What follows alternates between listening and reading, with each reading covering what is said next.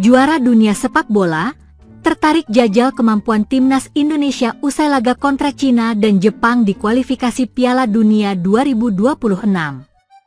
Ketertarikan Uruguay untuk menggelar laga persahabatan melawan timnas Indonesia menjadi angin segar di tengah upaya peningkatan kualitas sepak bola nasional. Hal ini disampaikan langsung oleh Duta Besar Uruguay untuk Indonesia, Cristina González, saat bertemu dengan Menteri Pemuda dan Olahraga, Menpora, RI, Dito Aryo Tejo, pada 19 Mei 2025 lalu. Dalam pertemuan tersebut, Cristina menyatakan rencana untuk mengadakan pertandingan uji coba antara timnas Uruguay dan Indonesia sebagai bagian dari peringatan 60 tahun hubungan diplomatik kedua negara pada 2026 mendatang.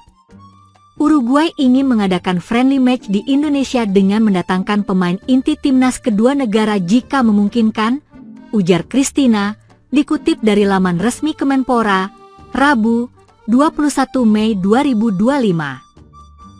Menpora Dito menyambut baik inisiatif ini dan menilai pertandingan persahabatan internasional semacam ini penting untuk mendongkrak prestasi dan peringkat FIFA Indonesia. Ia menyarankan agar rencana laga ini dikomunikasikan lebih lanjut dengan PSSI, terutama untuk menentukan apakah pertandingan tersebut bisa masuk dalam kalender resmi FIFA Matchday. Rencana friendly match ini sangat bagus. Nanti bisa dikomunikasikan dengan PSSI untuk format terbaiknya seperti apa. Apakah melalui FIFA Matchday atau pertandingan persahabatan biasa? Karena kalau melalui FIFA Matchday, bisa berkontribusi pada peningkatan ranking FIFA untuk Indonesia, jelas Dito. Cristina menambahkan, kawasan Asia Tenggara, khususnya Indonesia, kini menjadi prioritas Uruguay dalam menjalin kerjasama bilateral, termasuk di bidang olahraga.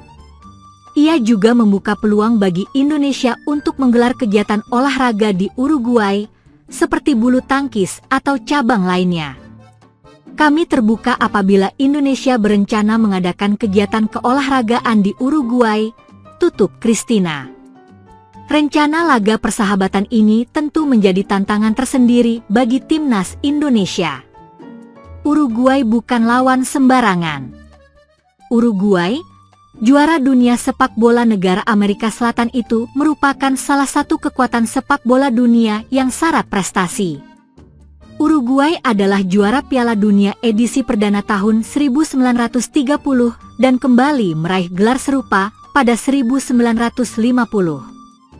Tak hanya itu, mereka baru saja menunjukkan dominasinya di level usia muda dengan menjuarai Piala Dunia U20 pada tahun 2023 di Argentina.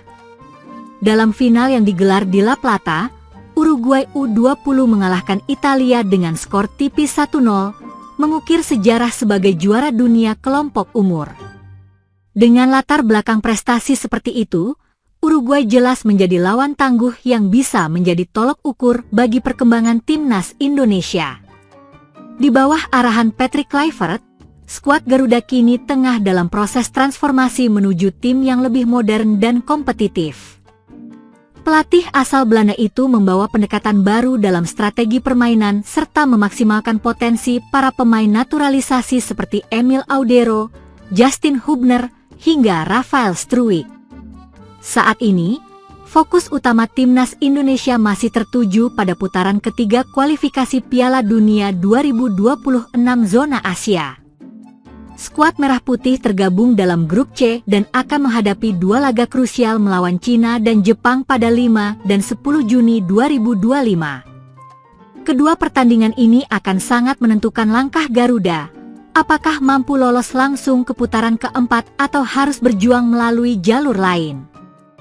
Pertemuan kontra Uruguay, jika terwujud, akan menjadi panggung berharga untuk menguji kapasitas tim nasional di level internasional. Bukan hanya soal pengalaman, laga ini juga berpotensi menarik perhatian dunia terhadap progres sepak bola Indonesia. Tantangan dari Uruguay bukan hanya bentuk diplomasi, tapi juga sinyal pengakuan atas potensi Indonesia sebagai kekuatan baru sepak bola Asia di masa depan. Cina disebut harus berhati-hati menghadapi kemampuan timnas Indonesia ketika kedua tim bertanding di putaran ketiga kualifikasi Piala Dunia 2026. Pertandingan timnas Indonesia versus Cina dijadwalkan berlangsung pada Kamis, 5 Juni 2025, di Stadion Utama Gelora Bung Karno, Jakarta. Kedua tim akan berjuang keras untuk meraih kemenangan demi menjaga peluang mereka tampil di Piala Dunia 2026. Pelatih timnas Indonesia, Patrick Kluivert, telah mengumumkan daftar 32 pemain yang akan berlaga melawan Cina dan Jepang. Dari daftar tersebut, ada 19 pemain naturalisasi. Pada pertemuan sebelumnya di Qingdao pada Oktober 2024, timnas Indonesia kalah 1-2 dari Cina. Saat itu, 10 pemain naturalisasi belum bergabung di skuad Garuda.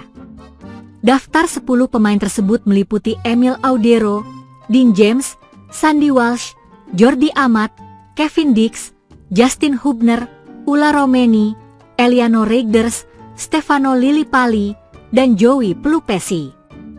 Di antara mereka, 5 pemain baru saja menjalani proses naturalisasi setelah pertemuan pertama melawan Cina. Kelima nama tersebut yaitu Emil Audero, Dean James, Kevin Dix, Ulla Romeni, dan Joey Pelupesi.